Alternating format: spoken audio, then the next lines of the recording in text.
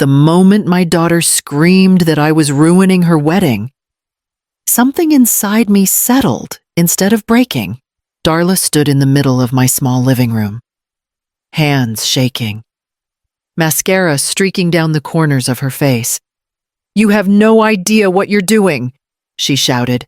"You are destroying everything." I did not raise my voice. At 72, fury is a luxury I no longer spend. I looked at her, my only child, the girl I once carried through storms and sleepless nights, and said the one truth she had never expected to hear from me. "You once told me I was not your responsibility." I said, "Today, Darla, I am not your wallet." Her mouth hung open. The silence that followed was sharper than her screaming. She blinked as if I had slapped her with something heavier than anger reality. For the first time in years, she could not find a single word to throw back at me. I should have felt triumphant. Instead, I felt the same hollow ache I had known the day she walked out of a hospital room and declared she did not owe me anything. The truth had waited a long time to speak. When it finally came out, it did not roar, it landed.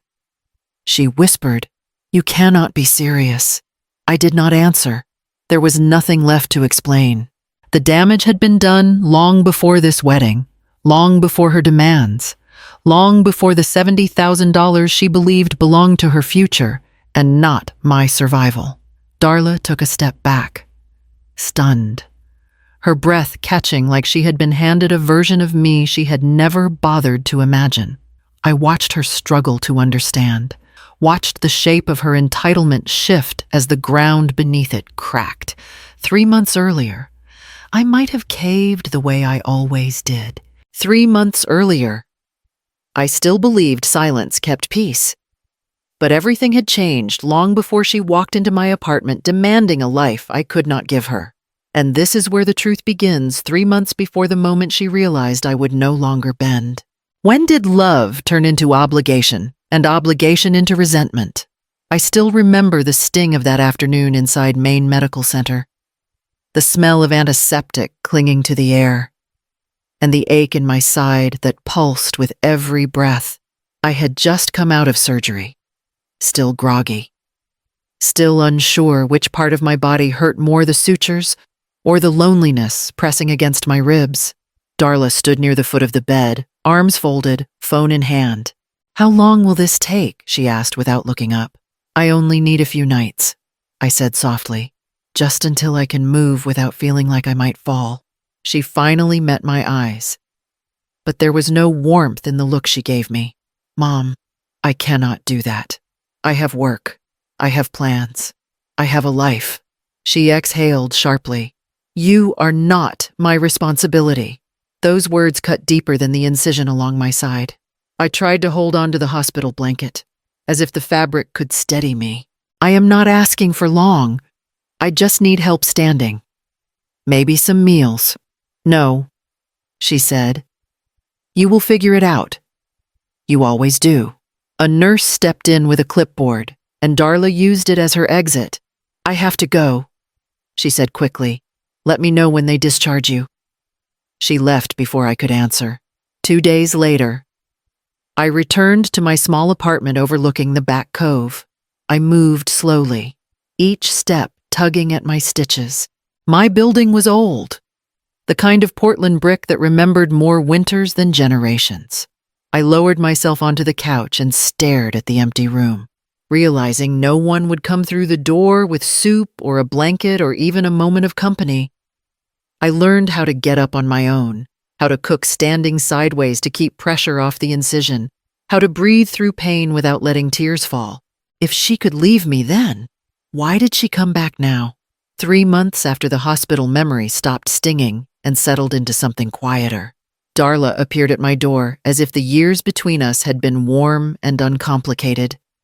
She knocked lightly, then let herself in without waiting. "Mom," she sang out, bright and polished. I was in the neighborhood. I set down the dish towel in my hands. "You live 40 minutes away." She ignored that, moving through my apartment like she was inspecting it for changes. "Anyway, I have incredible news. Mason and I finally secured the Broadmoor estate for the wedding. It is going to be stunning. Absolutely stunning. I nodded slowly.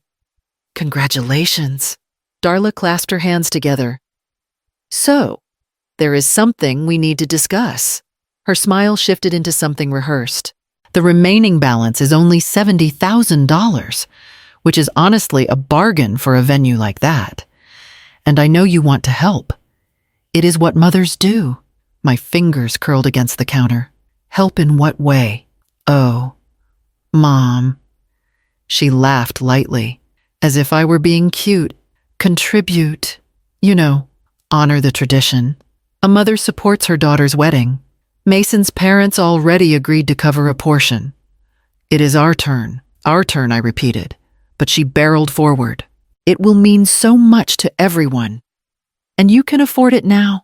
You have savings, retirement, whatever. You do not spend money on anything anyway. She waved her hand dismissively. Think of it as your gift to my future. The words stacked one over another until breathing felt difficult.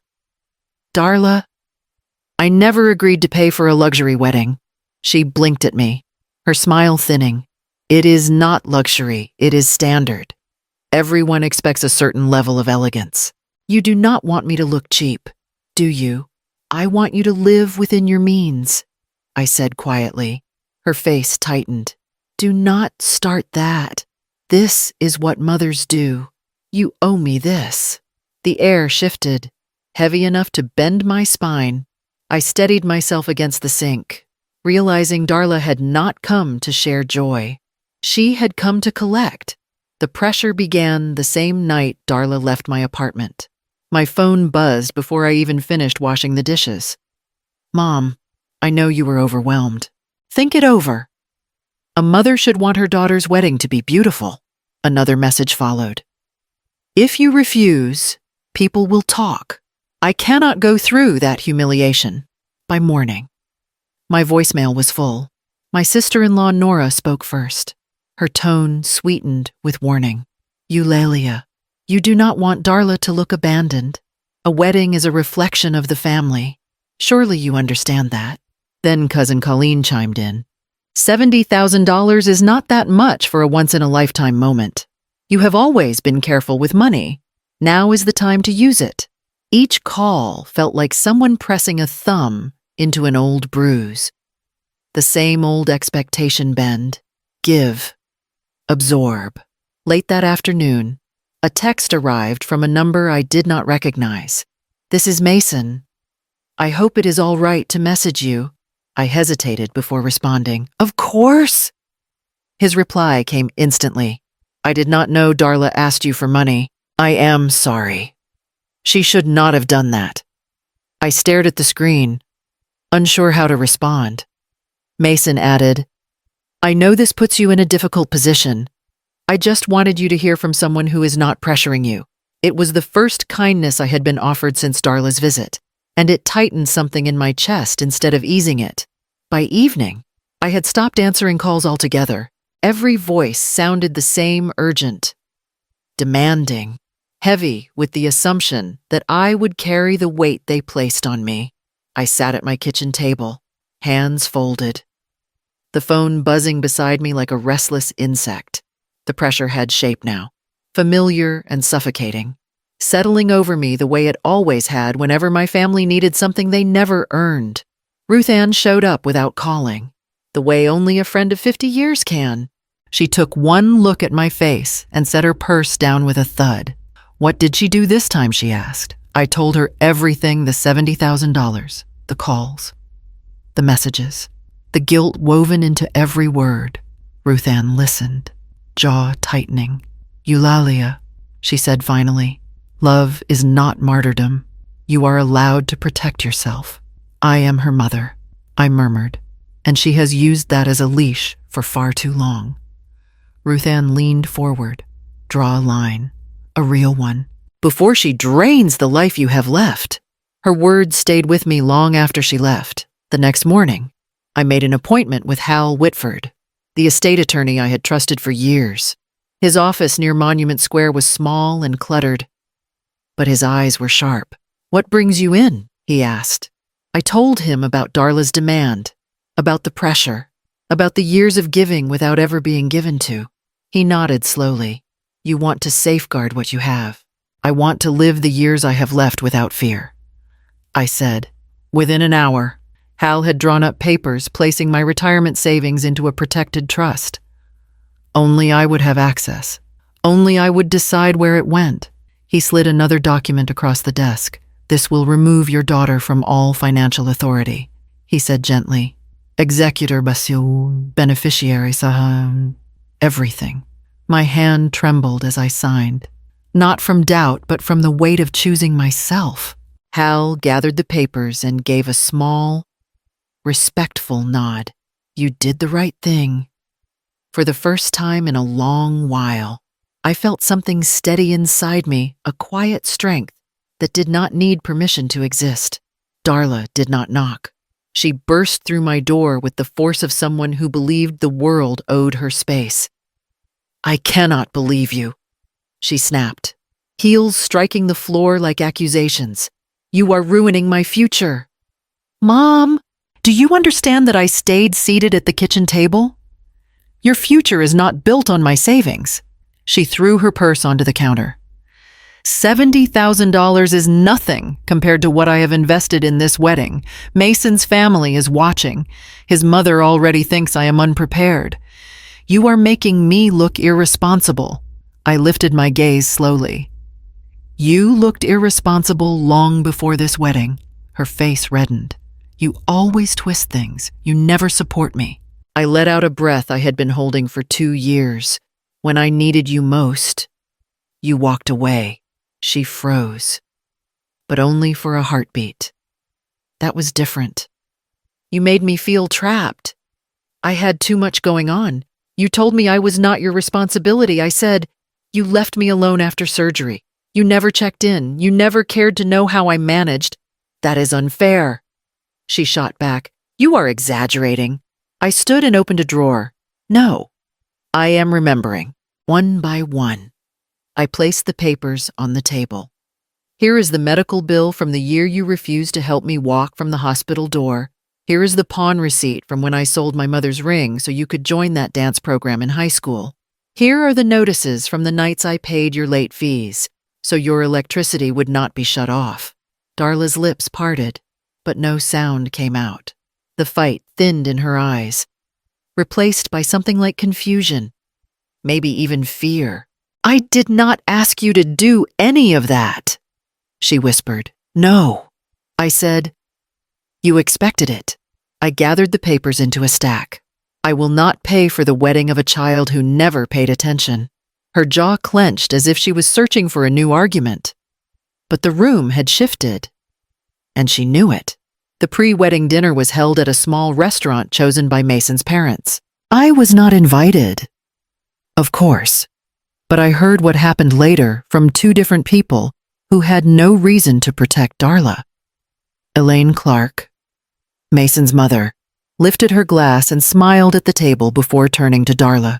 We were hoping your mother might attend the ceremony, she said gently. Family presence is very important to us. Darla stiffened, then smoothed her expression into something polished. My mother refuses to contribute, she said. She has always been difficult. I cannot force her to act like a parent. Her voice carried just enough tremble to appear wounded. It was the kind of performance she had perfected over the years. Elaine regarded her quietly. That is interesting, she said. I spoke with Pastor Leona this week. She mentioned how much your mother has sacrificed for you. More than most would. The air at the table shifted. Darla's smile faltered, her fingers tightening around her napkin. Elaine continued, calm and steady. Pastor Leona said your mother once sold her own heirloom ring to pay for your dance program, that she walked home from the hospital alone after surgery. She set her fork down. It does not align with what you just told us. Mason turned sharply toward Darla. Is that true? Darla swallowed hard. I did not think it mattered. It matters to me, Mason said, voice low. And it should matter to you. Your mother deserves better. Whispers stirred around the table. Darla's face flushed, her posture crumpling under the weight of a truth she could no longer control. She muttered something about needing air and hurried from the room, leaving Mason staring after her, disappointment settling over him like a second skin. 3 days after the disastrous dinner, Darla showed up at my door again. This time, she did not rage or demand anything. She just stood there, pale and shaking, holding a stack of papers she could barely grip. "They canceled," she whispered. I stepped aside, and she walked in without meeting my eyes. She spread the papers across my kitchen table emails, notices, overdue statements. At the top of the pile was a letter from Broadmoor Estate. "Your reservation has been terminated due to missed payments." I looked at her gently. "I thought you said everything was handled. I thought it was—" She snapped, then caught herself. "They wanted deposits sooner. I kept expecting things to work out. They didn't." She sank into a chair. "Everyone thinks I am irresponsible now. They are pulling out. Friends, vendors, all of them." The crack in her voice was real this time, not theatrics. She pressed her palms to her eyes. "Mason," I asked quietly. "He is trying to fix things," she said, voice muffled. "But his family is embarrassed. They thought I lied about you, and I guess I did." A few minutes later, there was a knock at the door. Mason stepped in, shoulders drawn tight, offering a polite nod. "Vance," he said softly. "I am sorry to intrude." "You are not intruding," I told him. He turned to Darla. "We cannot afford Broadmoor. And even if we could, it is not the right place for us anymore." She looked up sharply, panic flickering across her face. "So what now? We elope in a parking lot?" "No," he said. "There is a community center near the harbor. My parents held their anniversary there once. It is simple, but it is real." He waited. "I want something real." Darla opened her mouth to argue, but nothing came out. Her pride had run out of places to hide. After a long, trembling breath, she nodded. "Fine," she said. "If that is all we can do, then fine." Her voice was softer than I had heard in years. Mason touched her shoulder gently before turning to me. "Thank you for letting me come by," he said. "We are doing our best to move forward." I nodded, though the quiet between us carried more weight than before. As they walked out, Darla glanced back at me, eyes clouded with something she was not ready to name. The wedding had fallen apart, but the final blow had not arrived yet, and when it came, it would change everything. Chapter 9. The reality check delivered in plain sight. The rehearsal dinner at the community center felt smaller than Darla imagined her life would ever look. Folding chairs, a string of borrowed lights, and a table of potluck dishes created a warmth she did not seem able to feel. She kept glancing at the door as if waiting for something to restore the version of herself she had lost. I sat near the back, invited but unimportant. That suited me just fine. Halfway through the evening, the doors opened again. Attorney Hal Whitford stepped inside, holding a slim leather folder. He nodded to me once before addressing the room. "Apologies for the interruption," Hal said, "but I have documents that require acknowledgement. Mrs. Eulalia Vance asked me to deliver them here, in person." Darla stiffened. "Mom, what is he doing?" Hal opened the folder calmly. "As of this morning, your mother's estate plan has been legally amended. You, Miss Darla Vance, have been fully removed as beneficiary and executor." The room froze. Even the children at the far table stopped moving. Hal continued, without raising his voice. "Mrs. Vance has chosen instead to leave her estate to a community fund for elderly women who have been abandoned or unsupported by their families." A soft gasp moved across the tables. Elaine Clark covered her mouth, then lowered her hand slowly, her eyes shifting toward Darla with a kind of understanding that did not favor her. Darla stood, unsteady. "You did this here in front of everyone. I did." I said, because the damage you caused never stayed private. Neither should the truth. You humiliated me, she whispered. No, Hal replied gently. Your behavior did that. Mason rose beside her, his expression exhausted. Your mother deserved better. Darla. And she is finally giving herself better. Darla's face crumpled, not in grief, but in disbelief that her narrative no longer protected her.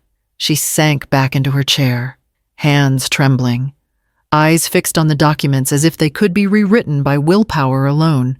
The truth had spoken, and the room belonged to it now. The wedding took place the next afternoon, quiet and simple, with chairs arranged in uneven rows and a borrowed arch draped in fabric that fluttered whenever the door opened. I slipped into a seat near the back. I was not there for Darla, not anymore. I was there because choosing my own peace mattered more than avoiding her shame. Mason spotted me first and gave a small nod of gratitude. Darla did not look in my direction. Her eyes stayed fixed on the modest aisle, her shoulders stiff, her face pale with the weight of everything that had unraveled. When the ceremony ended and guests began to gather near the tables, Darla finally approached me. She moved slowly, as if unsure the ground beneath her would hold. I did not expect you to come, she said, her voice thin. I came for me, I answered, not for the wedding. Her gaze flickered across my face, searching for softness she no longer controlled. Everyone is talking about what happened last night. I imagine they are. I said, you embarrassed me, she whispered. No, I told her. I told the truth. The truth is not humiliation. The truth is clarity. She swallowed hard. I do not know what to do now. That is something you will have to figure out, I replied. Love is a gift, Darla, not an obligation, and I will never again fund the obligations you create.